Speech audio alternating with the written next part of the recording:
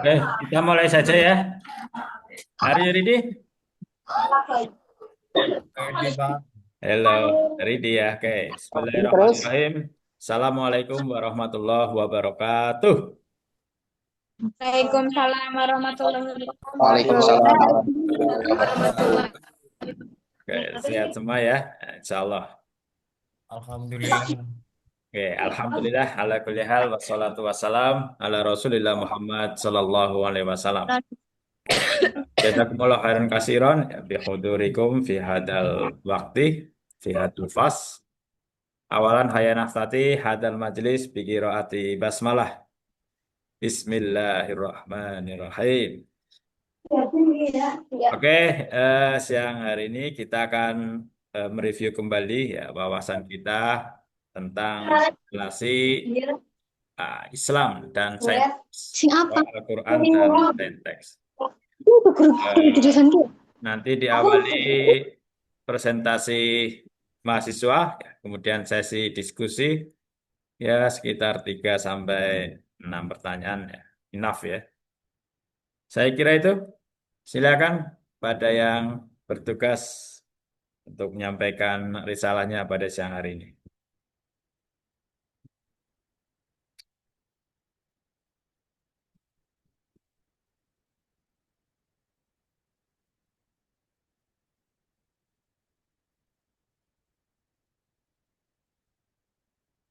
Sudah sholat ya? Yang belum silakan sholat dulu ya.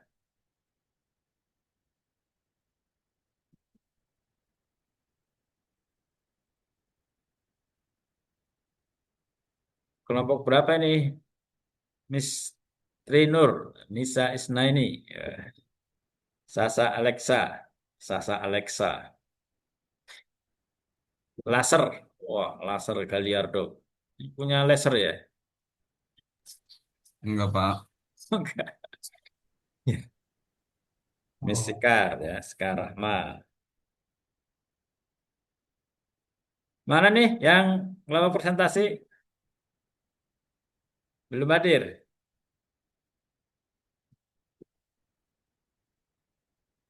Open your mic ya, open your mic.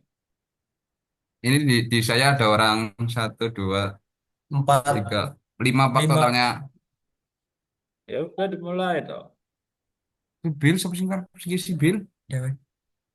Dewek? Dewek sing ngarep sih. Kene sing ngendi? Apa materi harus di-share? Materi apa, Ngendi? Bin? Materi. Oke, thank you. Oh, Kak.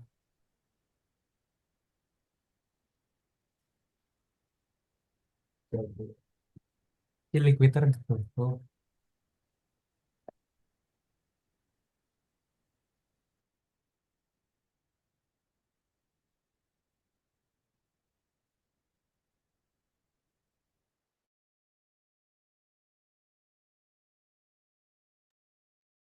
Ya sambil menunggu yang lain bisa cek edunya ya untuk absensi bisa diakses enggak itu.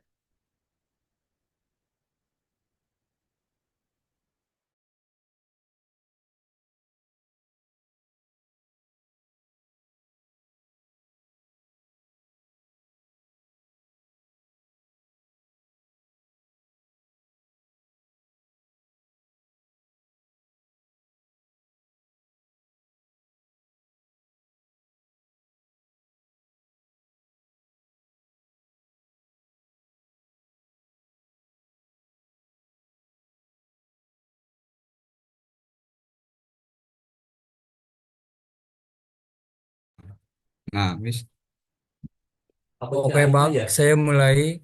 sudah kelihatan belum ya? Sudah kelihatan atau belum, Bang? Agama. Well done. Tafadhol.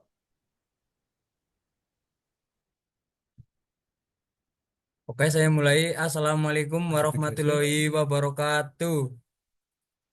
Waalaikumsalam warahmatullahi wabarakatuh. Waalaikumsalam warahmatullahi wabarakatuh. Saya dari kelompok 7 ingin mempresentasikan tentang konsep Islam tentang ilmu pengetahuan dan teknologi serta sejarah perkembangan sains dalam peradaban Islam. Oke, perkenalkan saya Hasbalan Nabil Manan, NIM saya 2025 011036.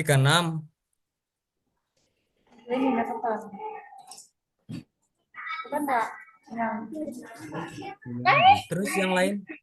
Perkenalan diri.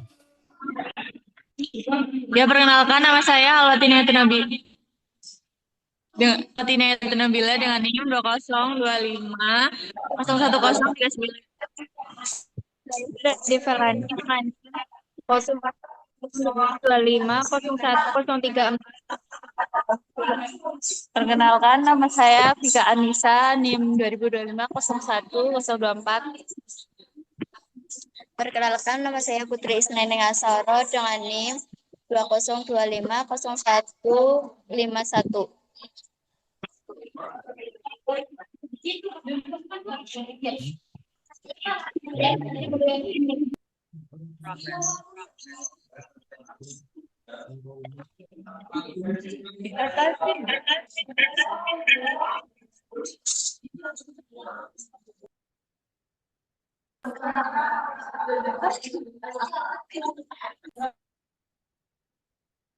Ini encoding.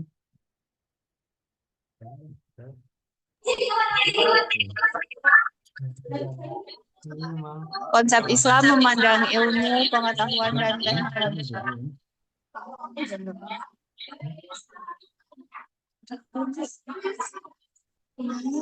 Islam memandang ilmu pengetahuan dan teknologi atau iptek sebagai kewajiban agama fardu dan bukan sekedar urusan duniawi semata. Pemerintah pertama dalam Al-Quran, Iqra, bacalah, menekankan urgensi belajar, meneliti, dan berpikir mendalam. Ilmu adalah jalan untuk mengenal kebesaran Allah melalui pengkajian terhadap alam semesta ayatullah dan merupakan kunci bagi manusia untuk menjalankan perannya sebagai khalifah atau pemimpin di muka bumi yang bertugas memakmurkan peradaban. Oleh karena itu, pengembangan iptek sangat didukung, namun harus terikat pada etika dan syariat Islam, di mana tujuannya harus selalu membawa kemaslahatan atau manfaat dan tidak boleh digunakan untuk menimbulkan kerusakan atau mafsadah atau tujuan yang dilarang.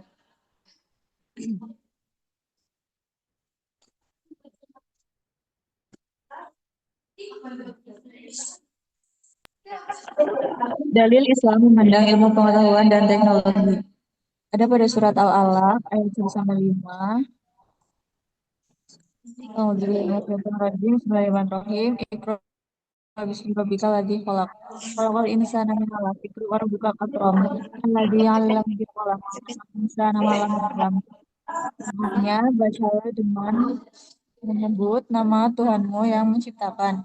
Dia telah menciptakan manusia dari segumpal darah. Bacalah, dan Tuhanmulah yang Maha Pemurah, yang mengajar manusia dengan perantara kalam. Dia mengajar kepada manusia apa yang tidak diketahuinya.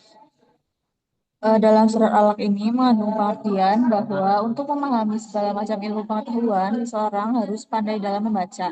Dalam membaca itu harus didahului dengan menyebut nama Tuhan, yakni dengan membaca basmalah terlebih dahulu dan akan kekuasaan yang dimilikinya, sehingga ilmu yang kita peroleh dari membaca itu akan menambahkan dekatnya hubungan manusia dengan Khaliknya. Kemudian ada dalam Quran surat Al-Mujadilah ayat 11, Allah Subhanahu wa taala berfirman, A'udzubillahi minasyaitonirrajim, ya ayyuhalladzina amanu idza qila lakum tafassahu fi majaliti fassahu yafsahil lakum wa idza qila ansyuru fa ansyurur barfa'illahil ladzina amanu minkum walladzina utul daraja wallahu bima ta'maluna khabir. Artinya, hai orang-orang beriman, apabila kamu dikatakan kepadamu berlapang-lapanglah dalam majelis, maka lapang-lapanglah, niscaya Allah akan memberikan kelapangan untukmu. Dan apabila dikatakan Berdirilah kamu, maka berdirilah, niscaya Allah akan meninggikan orang-orang yang beriman di antaramu dan orang-orang yang berilmu pengetahuan dapat derajat, dan Allah Maha mengetahui.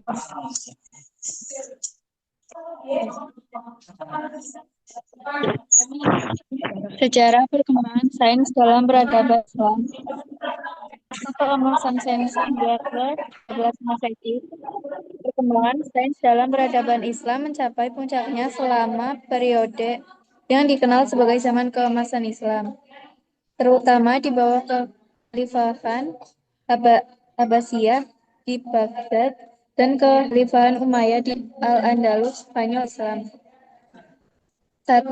Fase penerjemahan dan akumulasi abad ke-8 sampai ke-9 Masehi. Awal mula dorongan dari Al-Quran dan hadis untuk mencari ilmu menjadi landasan utama. Gerakan terjemahan khalifah seperti Harun al-Rashid dan putranya Makmum mendirikan Baitul Hikmah, rumah kebijaksanaan di Baghdad,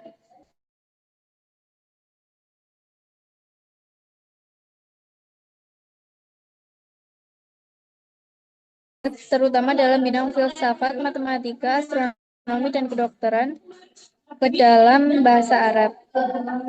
2. Fase pengembangan dan inovasi abad ke-9 sampai ke-13 Masehi.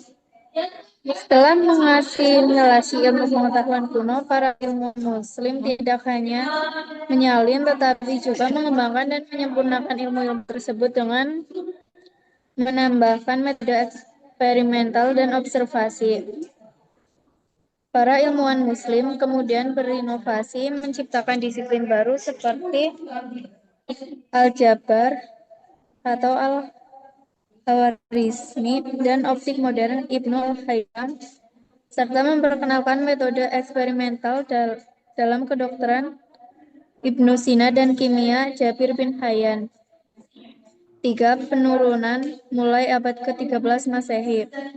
Perkembangan sains mulai meredup setelah abad ke-13 Masehi disebabkan oleh beberapa faktor termasuk 1. Serangan eksternal, yaitu invasi Mongol atau penghancuran Baghdad pada 1258 Masehi dan Reconquista di Spanyol.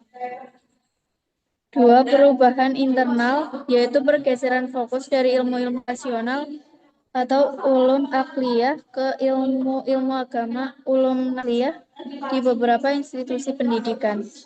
Meskipun demikian, warisan intelektual ini kemudian menjadi jembatan penting yang mempengaruhi Renaissance dan revolusi ilmiah di Eropa, terutama melalui transmisi teks terjemahan dan karya asli ilmuwan ke dalam bahasa Latin.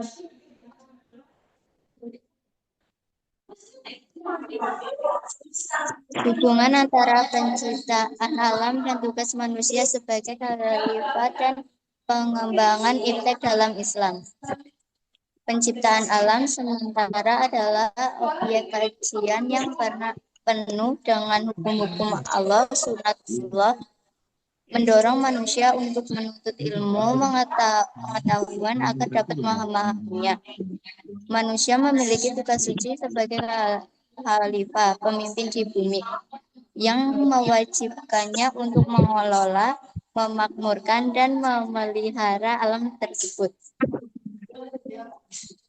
Oleh karena itu, pengembangan iptek adalah sarana fundamental yang diberikan Allah kepada khalifah untuk melaksanakan mandat pengelolaan alam secara optimal. Asalkan penggunaannya selalu berlandasan syariat dan etika demi mencapai kemaslahatan atau kesejahteraan umum dan menjauhkan kerusakan. Tokoh ilmuwan Muslim dalam perkembangan iptek dan kontribusinya terhadap kemajuan peradaban di dunia. 1. Muhammad bin Musa al-Hawaris. Bidangnya matematika, astronomi, dan geografi. Kontribusi intinya penemuan aljabar. Karyanya Kitab Al-Jabar wal Muqabalah menjadi dasar ilmu aljabar. Kata aljabar diambil dari judul buku tersebut.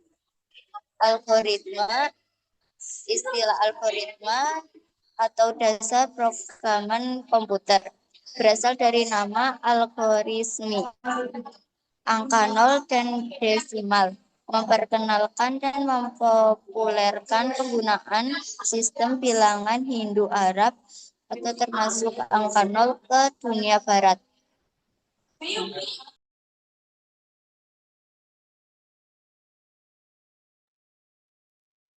Tokoh ilmuwan Muslim dalam perkembangan iptek dan kontribusinya terhadap kemajuan peradaban dunia. 2. Abdul Ali Al-Hasan bin Al-Haytham, bidang optik fisika matematika. Kontribusi inti babak optik modern dalam karyanya Kitab Al-Manazir.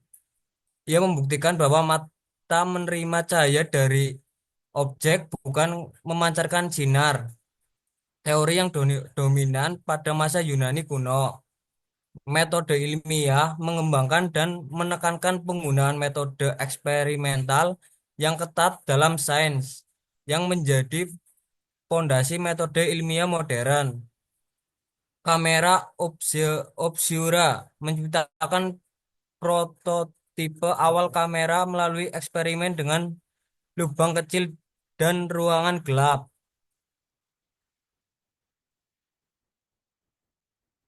Yang ketiga, Ibnu Sina, bidang kedokteran filsafat. Kontribusi inti Bapak kedokteran modern.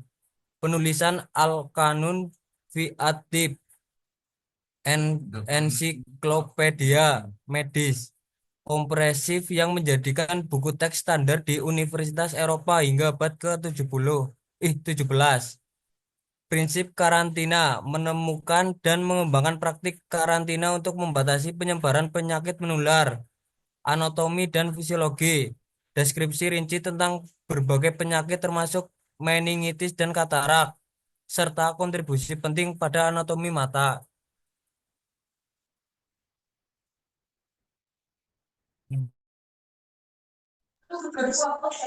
Kesimpulan, konsep Islam mengajarkan bahwa ilmu pengetahuan dan teknologi iptek adalah bagian dari ibadah dan sarana untuk memahami kebesaran Allah melalui penciptaan alam semesta.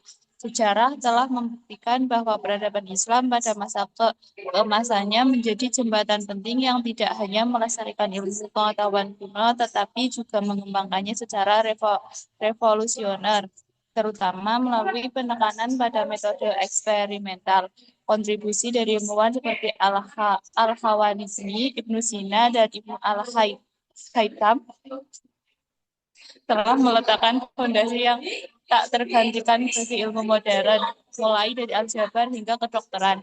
Oleh karena itu, tantangan bagi umat saat ini adalah menghidupkan kembali semua ilmiah yang didorong oleh nilai-nilai etika Islam agar kita dapat kembali berkontribusi aktif sebagai produsen iptek yang membawa kemajuan dan kemaslahatan bagi seluruh peradaban Indonesia.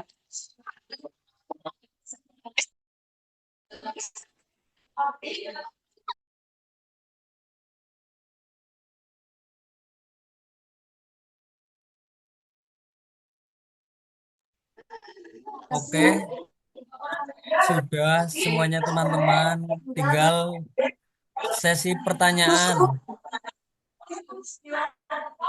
Berapa ya Bapak? Berapa pertanyaannya?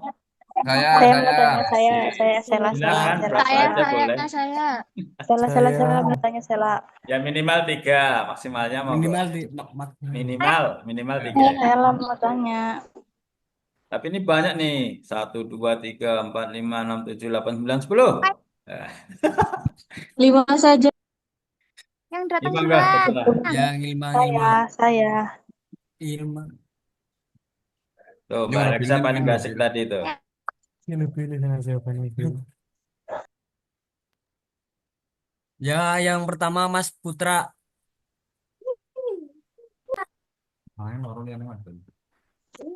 Ya, saya ingin bertanya, Jika semua hal di dunia ini adalah ciptaan Allah, mengapa manusia perlu mengembangkan teknologi atau melakukan rekayasa terhadap ciptaannya? Bukankah itu berarti menandingi ciptaan Allah? Seperti contoh di Cina itu membuat matahari buatan, seperti itu.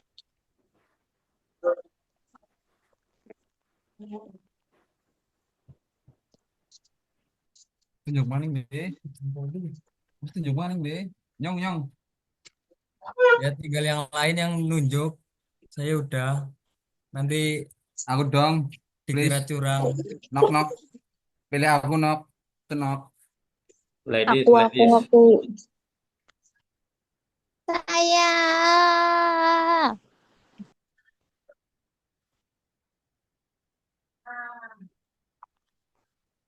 Saya. Alex, Alex. Saya. Ini juga mau.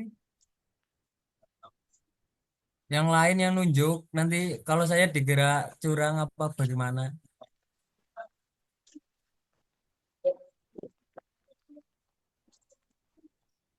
Moderator dong yang ini, yang menentukan. Rin, boleh Ririn. Aku dong.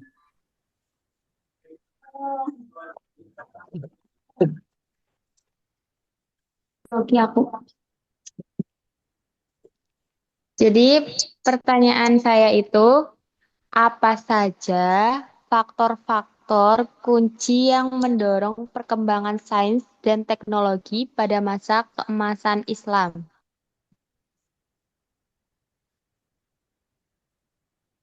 Jelas? Kirim ke aku ya, Rin. Oke.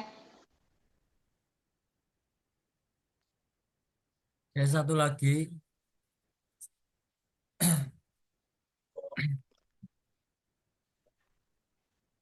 Nyong nyong. Siapa? Yusa udah belum? Aku. Yusa. Bisa, mau nanya. Yusa. Yusa. Yusadi, mau nanya di slide yang tadi hubungan antara penciptaan alam dan tugas manusia. Mengapa etika dan syarat itu penting dalam perkembangan iptek? Terima kasih.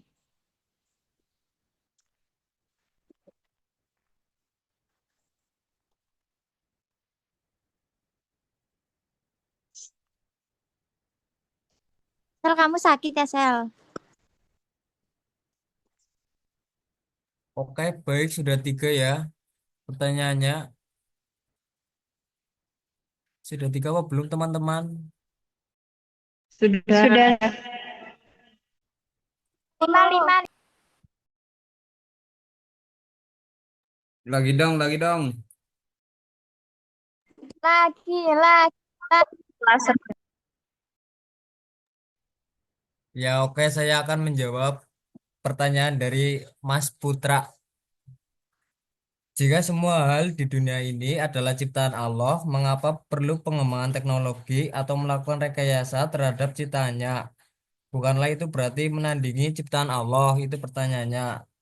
Terus saya jawab, pengembangan sains dan teknologi bukanlah bentuk penandingan terhadap ciptaan Allah, melainkan bentuk tadabbur dan ikhtiar untuk memahami sunatullah, hukum-hukum alam yang Allah ciptakan atau tetapkan. Al-Quran Surat Al-Mulk ayat 15 menyuruh manusia berjalan di muka bumi dan makanlah dari rezekinya, yang berarti berupaya dan meneliti. Sains adalah bagian dari ibadah intelektual untuk mengenal kebesaran Allah, bukan menyainginya. Terima kasih. Oke, terima kasih Mas Hasbala. Ya oke, sama-sama.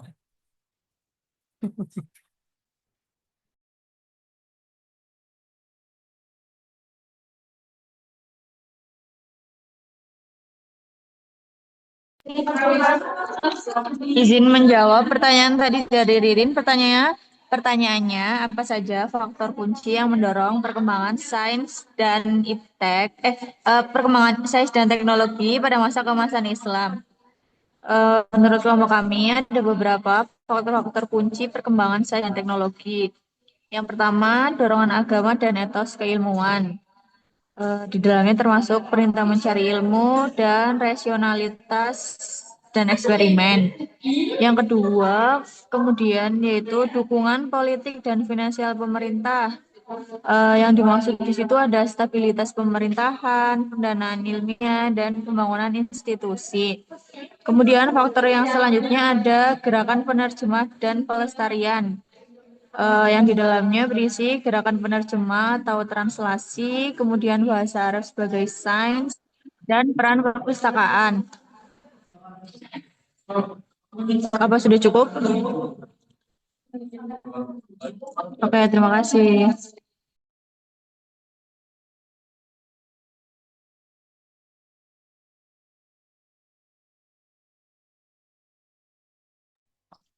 Izin menjawab pertanyaan dari Mbak Yuni. Etika dan syariat penting dalam perkembangan ilmu pengetahuan karena etika dan syarat penting dalam perkembangan ilmu pengetahuan karena beberapa alasan. Satu, menghindari penyalahgunaan ilmu. Dua, menjaga martabat manusia. Tiga, meningkatkan kredibilitas ilmu. Empat, mengarahkan penelitian pada kebaikan. Lima, mengatasi dilema etis.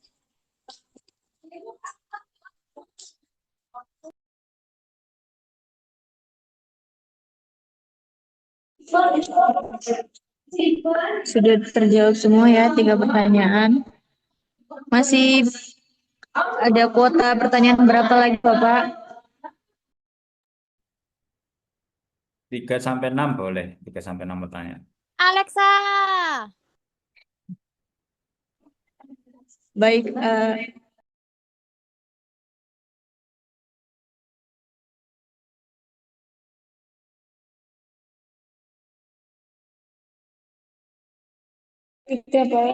baik, untuk sesi kedua ada boleh 3 pertanyaan lagi.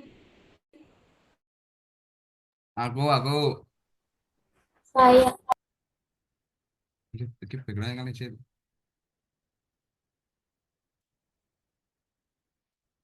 Cung.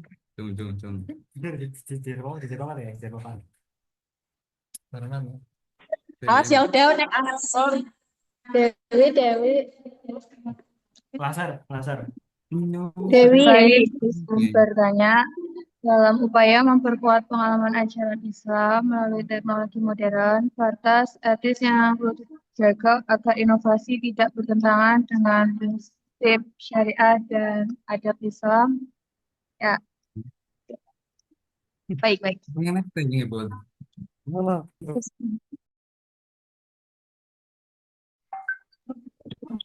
Boleh diulang dulu. Pertanyaan yang kedua boleh dari Alexa.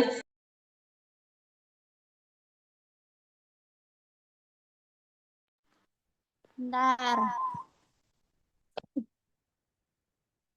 Selain faktor eksternal seperti invasi Mongol, analisis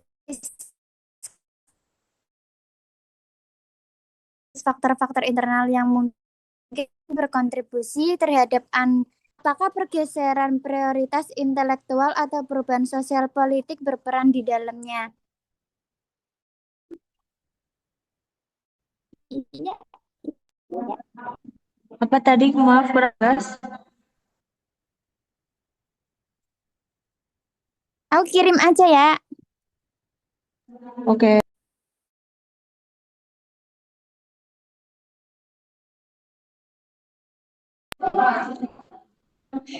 Pertanyaan terakhir untuk Gilma.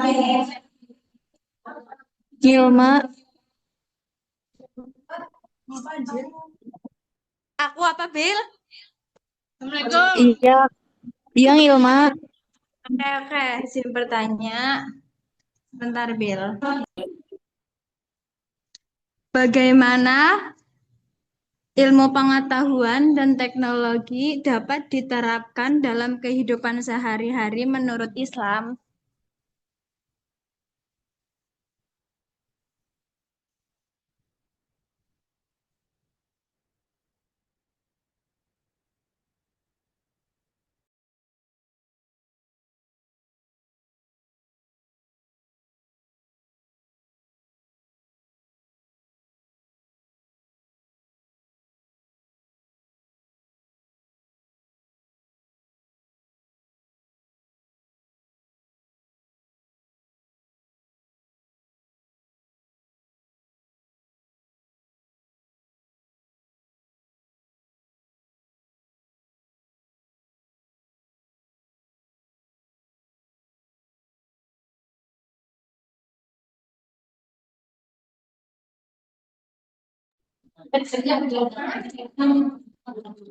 Ya, izin menjawab pertanyaan dari Mbak Alexa ya. Tadi pertanyaannya yaitu faktor eksternal seperti inovasi Mongol, analisis kritis, dan lain-lain. Apakah pergeseran prioritas intelektual atau perubahan sosial politik berperan penting di dalamnya?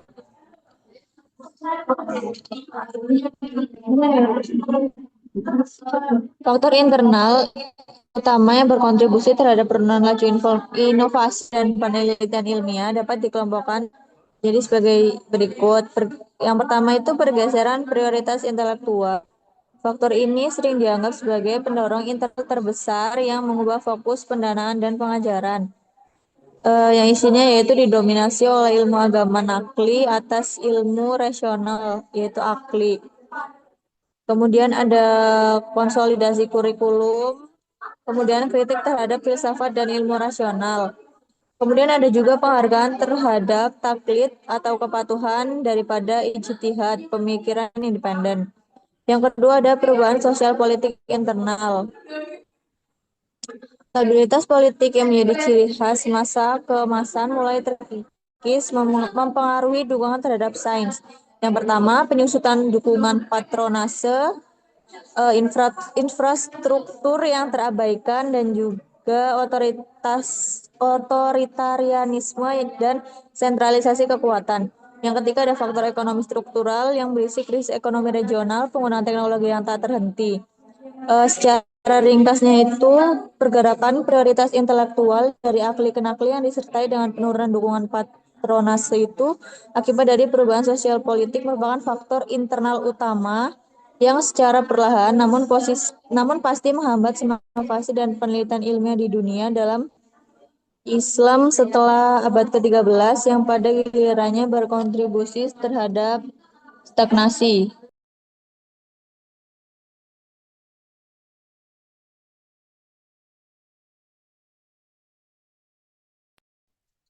Izin menjawab dari pertanyaan yang dari batas etis yang perlu dijaga agar inovasi tidak bertentangan dengan prinsip syariah dan adat Islam antara lain yaitu satu, kesesuaian dengan akidah, dua, menghormati privasi, tiga, keadilan dan kesetaraan, empat, transparansi dan akuntabilitas, lima, menghindari konten yang haram, enam, menghormati hak cipta, tujuh, bertanggung jawab terhadap lingkungan, dan terakhir, mengutamakan kemanfaatan. Dengan menjaga batas-batas etis ini, umat Islam dapat memanfaatkan teknologi modern untuk memperkuat pengalaman ajaran Islam sambil tetap menjaga nilai-nilai dan prinsip syariah tersebut. Sekian.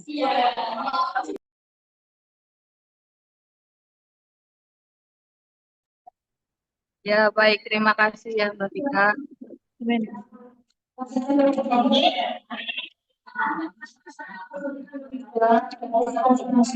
Kan kita mana Pak? Iya, Pak. Nggak tahu kita aja. Izin menjawab pertanyaan dari Hilma. Bagaimana ilmu pengetahuan dan teknologi dapat diterapkan dalam kehidupan sehari-hari menurut Islam? Ilmu pengetahuan dan teknologi atau IPTEK dalam Islam diterapkan dalam kehidupan sehari-hari bukan hanya untuk mencapai kemajuan materi, tapi yang utama adalah adalah sebagai sarana untuk mencapai maslahat atau kebaikan umum dan sarana ibadah kepada Allah Subhanahu wa taala serta melaksanakan tugas sebagai khalifah di bumi. Prinsip kuncinya adalah bahwa ibtah harus selalu berada di bawah kendali syariah Islam dan berlandaskan pada akidah atau tauhid. Eh, Gimana, Bang Ilma? Udah ya. Terima kasih.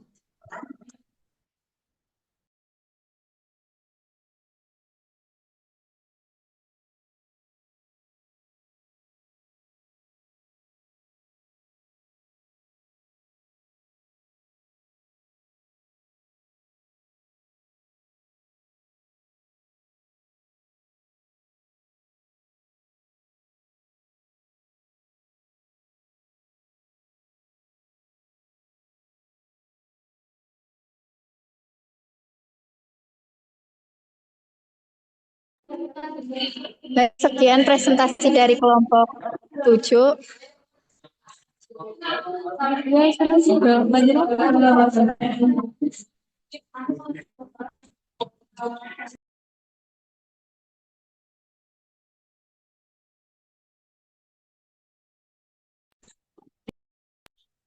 Ya, sekian presentasi dari kelompok 7. Kurang lebihnya mohon maaf. Wassalamualaikum warahmatullahi wabarakatuh. Waalaikumsalam warahmatullahi wabarakatuh. Oke, kita beri plus ya ke kelompok 7. Saya kira sudah baik ya, sangat lengkap dan juga diskusinya setajam silet. Kata apa dulu ya. Dan saya kira sudah terjawab ya dengan baik. Oke, barangkali ada yang masih ingin disampaikan, silakan. Kopinya jangan lupa ya. Oke. Nanti kalau sudah ada, saya skip aja ya. Sudah ada tadi disampaikan. Jika ada yang ingin disampaikan, silakan langsung open your mic and speak. Atau yang angkat tangan belum dapat kuota, nggak apa-apa, silakan ya. Nanti dijawab sama Mas Laser. Konsep Islam tentang sinteks, ya tadi sangat baik ya, mengutip Quran Surah Al-Alaq, ya, lihat 1-5, wabil khusus. Karena itu merupakan wahyu yang pertama turun. Ini kan unik ya. Kenapa wahyu yang pertama turun itu bukan perintah beribadah, tapi malah perintah ikro. Kan pasti ada ibroh dan hikmah yang bisa kita petik. Wah, ini tadi juga disampaikan bahwa poinnya ada di ini ya. Yarfa'illahu ladina amanu minkum waladina utul ilma darajah ya. Allah akan mengangkat derajat orang-orang yang beriman dan berilmu. Ini ya, yarfa'illahu ladina amanu minkum waladina utul ilma darajah. Ya. Nah, iman dan ilmu berarti suatu kesatuan, integrasi yang tidak bisa dipilih salah satunya, ya, tapi harus dua-duanya. Kalau kita ingin diangkat derajatnya, ya fid dunya wal akhirah ya. Di dunia ya eh, orang berilmu ya pasti akan menguasai dunia ini. Dalam arti secara umum ya, secara global. Ya, mungkin ada yang tidak menempuh pendidikan formal tapi sukses ya dalam kehidupan dunia bisnis misalnya. Yaitu kalau kata Rocky Gerung ya 1001 kasus ya. 1001 kasus. Dan tentu hal itu tidak bisa jadi apa? Jadi rujukan bagi kita ya. Yang bisa jadi rujukan ya tentu yang mana yang banyak terjadi ya. Yang banyak terjadi ya mereka yang menguasai ilmu atau mereka yang punya pendidikan yang tinggi. Ya misalnya ya, kalau kita bicara konteks ekonomi, yang resen silakan, yang masih resen boleh, boleh open your mic kalau mau ada yang disampaikan ya. Ya, misalnya dalam bidang ekonomi, suatu negara akan maju ya jika memiliki 2% pengusaha. Eh, dua apa? Suatu negara akan makmur jika di dalamnya ada 2% dari jumlah penduduknya itu adalah pengusaha. Ya, ini bisa kita analogikan ke dunia pendidikan. Ya. Suatu negara, ya, misalnya Indonesia, ya akan maju. Ya. Misalnya bila memiliki 2% profesor ya dari apa? Dari jumlah penduduk. Ya. Untuk Kabupaten Kebumen saja ya sebagai contoh dari 1.500.000 jumlah penduduk itu yang sudah menempuh pendidikan doktoral baru 60 orang. Itu artinya masih 0,0 ya, belum sampai 2% ya, masih jauh. Kalau 2% berarti kan berapa? Setelah 15.000 ya 30.000 ya. Paling nggak harus ada 30.000 doktor di Kebumen ya.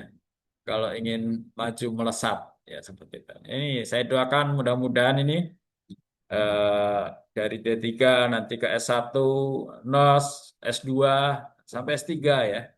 Dan jadi guru besar. Ya, walaupun badannya kecil tapi jadi guru besar bisa ya. Nah, ini isyarat kuat dari Al-Quran bahwa kalau umat Islam ingin seperti yang disampaikan dalam Ali Imran 110 itu ya, kuntum khaira umat ya, menjadi umat yang terbaik. Paling nggak ini ada iman dan ilmu tinggi yang dikuasai. Ya, seperti itu. Kemudian penciptaan alam. Ini ayat yang sangat populer ya.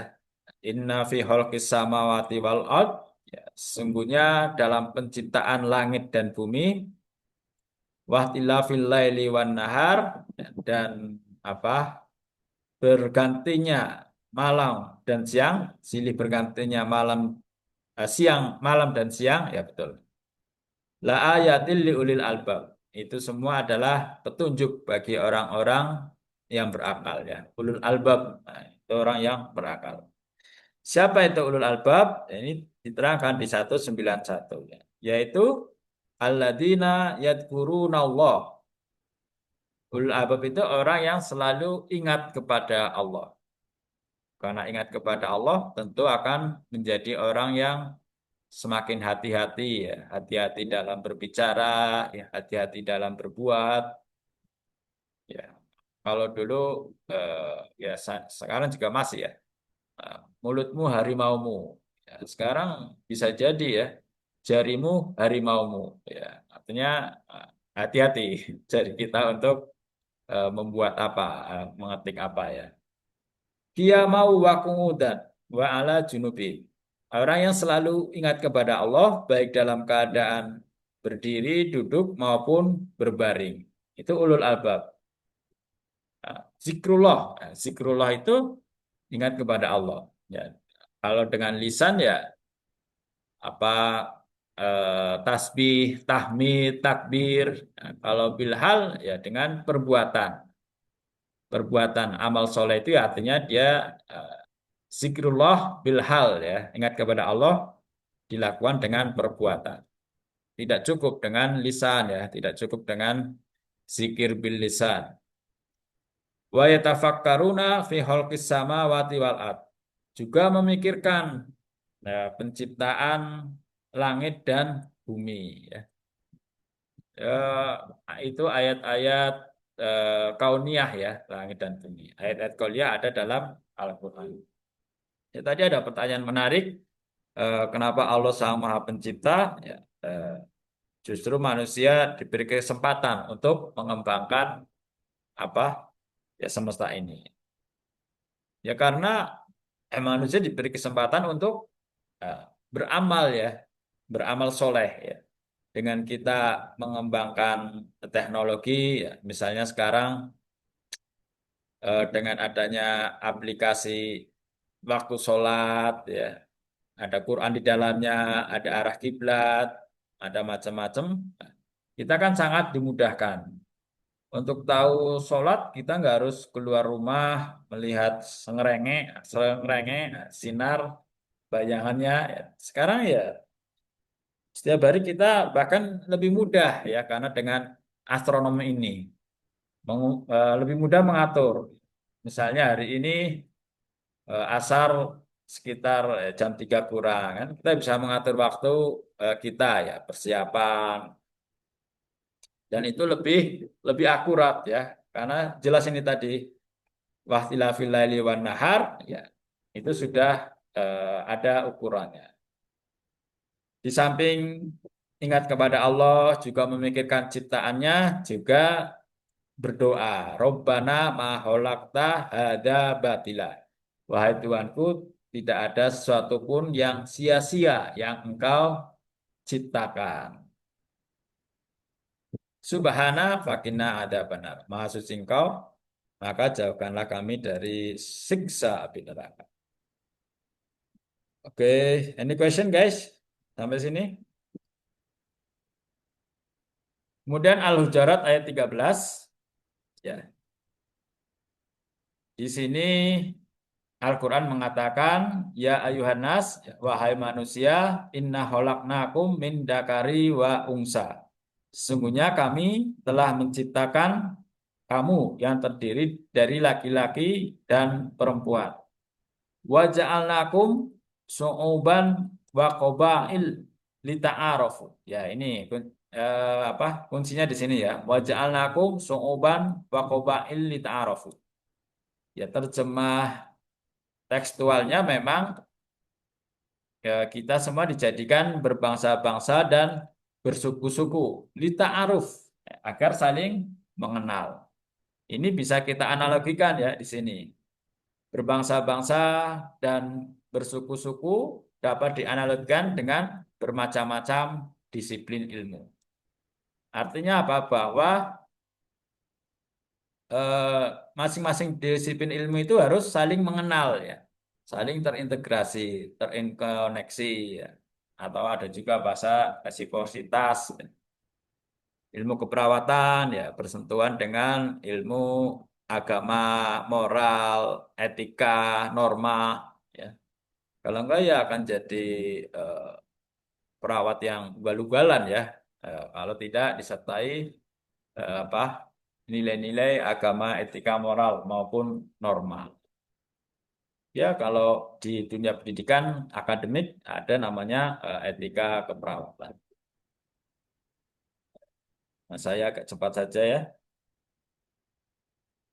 Nah, ini pendapat Albert Einstein ya tentang sinergi antara ilmu dan agama atau etika atau moral atau norma itu ya.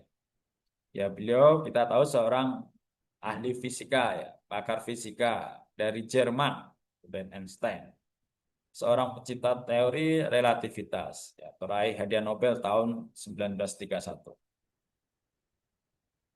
Oke, menurut beliau ya, science without religion is lame. Ilmu tanpa agama akan lumpuh. Ya. Kenapa ilmu tanpa agama akan lumpuh?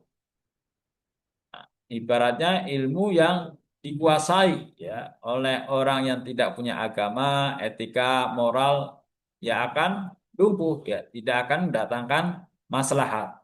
Justru bisa sebaliknya, bisa akan mendatangkan mafsadat. Dan bahkan mafsadatnya akan sangat besar ketika orang tersebut punya ilmu yang tinggi tapi tidak ada nilai-nilai agama, etika, dan moralnya. Ya. Begitu juga katanya ya. Religion without science is blind. Begitu juga agama. Agama tanpa ilmu pengetahuan juga akan buta. Ya. Coba kita dalam menentukan waktu sholat itu ya, tanpa ilmu astronomi ya kita akan peluangnya lebih banyak salah dalam menentukan waktu seperti sholat itu.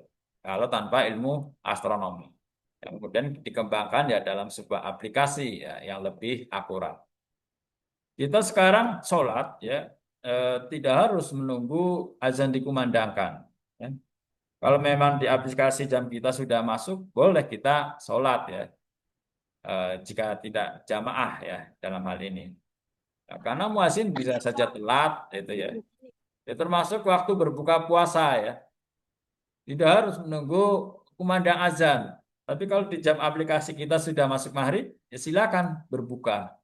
Ya, karena muazin kalau saat-saat dari Senin Kemis atau Ramadan, ya bisa saja telat. Mungkin dia minum dulu ya, baru azan. Sementara kita yang nunggu-nunggu belum minum. Nah, kalau mengandalkan suara azan.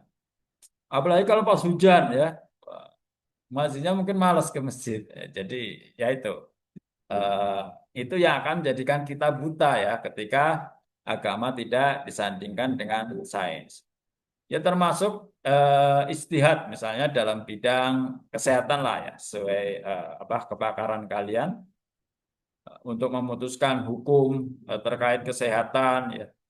Misalnya apa itu eh, menggugurkan kandungan ya, terkait hukum seperti itu atau ya hal-hal lain yang itu tidak mungkin tidak akan mungkin apa tidak akan mungkin dalam jika hanya ahli agama yang membahasnya ya.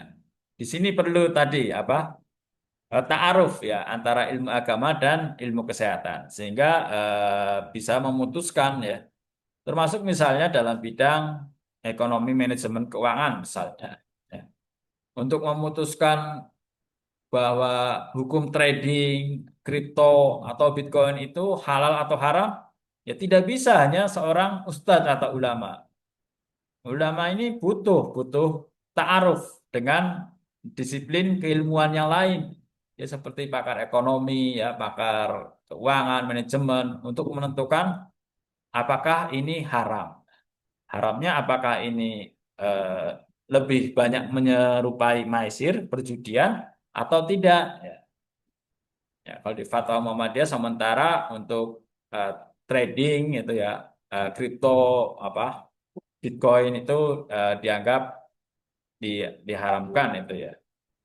Tapi itu fatwa yang sifatnya dinamis, yang bisa jadi suatu ketika ditemukan ilmu baru bahwa oh, ternyata trading itu seperti saham, bisa diprediksi. Kalau sekarang kan sangat sulit diprediksi, bisa tapi sangat sulit ya. Namanya juga kripto ya, uang virtual. Kemarin saat jatuh banyak yang bunuh diri ya dengan luar biasa. Kemudian ada juga ya dari Roger Lincoln Sin ya. Eh, beliau saya baca terjemahnya. Beliau berpendapat bahwa masalah-masalah besar kemanusiaan jangan diserahkan ke tangan para ahli teknologi yang tidak tahu etika atau agama. Sebenarnya sama dengan eh, kesehatannya. Masalah-masalah besar kesehatan jangan diserahkan ke tangan para ahli kesehatan yang tidak tahu apa-apa tentang etika atau agama. Nah, di sini butuh ta'aruf ya. Eh, apa integrasi, interkoneksi antar berbagai disiplin ilmu, berbagai pakar ilmuwan. Atau ke tangan atau ke tangan kaum moralis yang tidak tahu apa-apa tentang teknologi. Begitu juga sama tadi ya, misalnya terkait kesehatan. Ya, jangan meminta fatwa kesehatan kepada agama, ustadz atau ulama yang dia tidak tahu apa-apa tentang kesehatan. Ya, karena itulah kemudian di Muhammadiyah dibangun sebuah ijtihad kolektif. Di Muhammadiyah itu tidak ada ijtihad individual. Fatwa itu ya hasil ijtihad kolektif, ya, melibatkan berbagai disiplin ilmu, ya, melibatkan berbagai pakar keilmuan, ya, yang sesuai dengan tema ya yang sedang dibahas. Kemudian tentang khalifah ya. Dan ingatlah wa idz qala rabbuka lil malaikah, dan ingatlah ketika Tuhan berfirman kepada malaikat, Inni ja'ilung fil ardi khalifah. Sungguhnya aku akan menjadikan khalifah di bumi ini, ya. Akan memilih pemimpin. Qalu, para malaikat bertanya, ataj'alu fiha ma yufsidu fiha wa yasfiku dima. Jadi malaikat ini bertanya, apakah engkau Tuhan ingin menjadikan kerusakan di dalamnya dan pertumpahan darah? Dan ternyata terbukti ya bahwa eh, dipilihnya manusia sebagai khalifah ya akan membawa kerusakan, ya. Dan kita lihatlah ya kerusakan fisik, moral, ya. Sedangkan kami ya wa nahnu nusabihu bihamdika wa nuqaddisu lak. Sedangkan kami para malaikat itu selalu memujimu dan mensucikanmu. Ya, tidak seperti manusia kata. Qala inni a'lamu ma la ta'lam. Lah, inilah jawaban Tuhan bahwa aku lebih tahu daripada kamu. Karena apa? Wa 'allama Adamal asma'a kullaha. Karena Adam telah diajarkan oleh Allah. Di ayat berikutnya ya, ayat 31. Artinya apa? Pertama, Allah dalam memilih pemimpin itu ternyata ilmu ya, tentang keilmuannya. Walaupun tahu ada potensi manusia untuk apa untuk berbuat kerusakan. Nah, ini bukti bahwa Al-Quran Islam sangat menjunjung tinggi ilmu. Ya mungkin justru umat Islamnya saja ya yang perlu diragukan ya keimanannya kepada Al-Quran ya. Wahyu yang pertama Iqra baca, tapi budaya literasi kita sangat rendah. Baik literasi, numerasi kita sangat rendah. Ini kan sesuatu yang anomali, mengaku beriman, tapi buktinya tidak ya, mengaku beriman kepada Al-Quran, ternyata tidak ada kegemaran membaca. Padahal kita tahu ya dengan membaca, rutin membaca, ya paling enggak selain wawasan tambah luas, otak kita juga akan terasah ya, dan bisa bikin tambah cerdas ya. Ya, salah satu cara mengasah otak yang paling sederhana ya dengan rutin membaca. Ya, paling tidak sehari 1 jam dari 24 jam yang kita punya, kita sisihkan untuk upgrade diri. Ya, tidak harus dari buku ya. Bisa dari YouTube, banyak sekali pengetahuan yang ada di YouTube atau jurnal ya. Oke. Kemudian, ya, sejarah perkembangan sains. Sejarah itu sebenarnya dimulai dari Nabi sampai dinasti Abbasiyah, ya, puncak keemasan Islam saat itu. Nah, Nabi Adam ya diajarkan Allah membuat api dengan menggesekkan batu. Nah, yang kalau kita tahu di film-film itu ya ketika camping ya ketika membuat api menggesekkan batu. Ini ternyata dulu sudah diajarkan kepada Nabi Adam. Nabi Nuh diajarkan membuat kapal, ya. Nabi Ibrahim diajari arsitek ya, membuat Ka'bah. Nabi Muhammad diajari melakukan dokumentasi melalui sekretarisnya ya. Kemudian dinasti Abbasiyah ya ini sebagai puncak puncak keemasan Islam, dirikanlah Baitul Hikmah di Baghdad. Ya rumah ya semacam perpustakaan seperti itu. Tapi kalau sekarang sudah eranya digital, ya, wah, itu lebih mudah ya. Kita setiap hari bisa mengakses jurnal, ya, download PDF, atau melalui tayangan-tayangan di YouTube ya. Banyak tayangan yang inspiratif. Itu bahkan Elon Musk ya, orang terkaya di dunia saat ini itu mengatakan setiap hari selalu menyisihkan waktu untuk belajar ilmu baru di YouTube. Setiap hari dia lagi pengen tahu apa, buka YouTube ya. Nah, dan kadang penjelasannya lebih ini ya, lebih mudah kita tangkap ya karena ada visualnya itu ya, ada audio visual dibanding mungkin dengan kita membaca. Oke, last slide ya, slide terakhir. Kemudian ya di Al-Khawarizmi tadi sudah ya yang menemukan konsep angka nol dan mengembangkan aljabar. Ini idolanya Mark Zuckerberg ya. Mark Zuckerberg, founder Facebook itu pernah mengatakan eh, siapa tokoh yang paling diidolai? Jawabannya ini Al-Khawarizmi ya.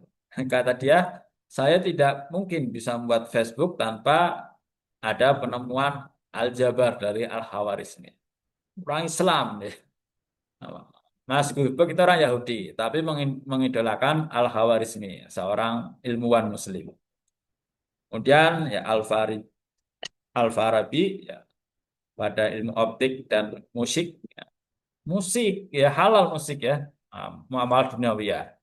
Ya al-aslu fil asya al-ibahah hatta ya dulu ala dalili tahrim. Ya, al-asal fil muamalah ya, hukum asal muamalah itu boleh sampai ada dalil yang mengharamkannya. Ya musik bisa menjadi halal, bisa menjadi haram. Ya menjadi haram ketika apa lirik-liriknya ya mengajak kepada kemaksiatan, mengajak kepada kemungkaran, ya itu menjadi haram. Tapi kalau liriknya justru berdakwah ya seperti lagu religi itu malah punya nilai lebih jadi ajang dakwah. Dan ini dakwah yang sangat efektif ya. Dakwah harus masuk seluruh ruang seni budaya ya. Nah, tidak hanya di mimbar, tidak hanya di podium. Nah, itu dakwah jadul ya. Apalagi sekarang ya, dakwah digital ya, lebih maju lagi. Ya seperti ini ya, kuliah digital ya, kuliah yang berkemajuan ya. Dari mana saja ya bisa hadir ya, selama masih ada akses internet. Kemudian Al-Jazari yang menciptakan jam air dan perangkat mekanik yang canggih seperti robot mekanik. Banu Musa teknologi hidrolik. Saya kira masih banyak sekali ya contoh ilmuwan Muslim. Ya, ya semoga kalian nanti juga jadi ilmuwan Muslim. Oke, any question? Oh, Enggak. enough ya. Oke, saya kira ini Resen siapa ini? Mr. Ririn, Resen. Any question? Ririn Nurai siapa ini?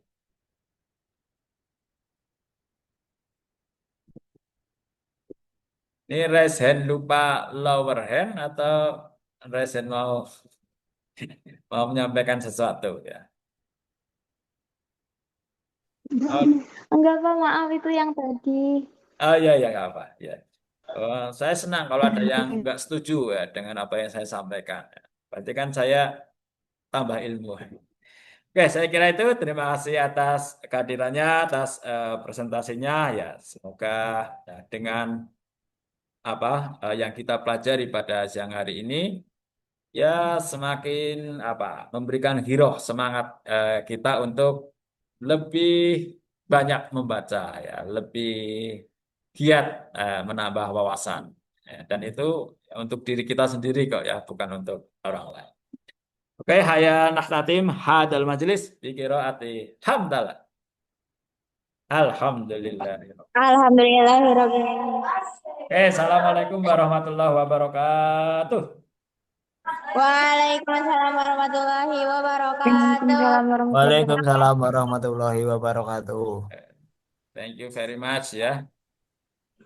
Ya.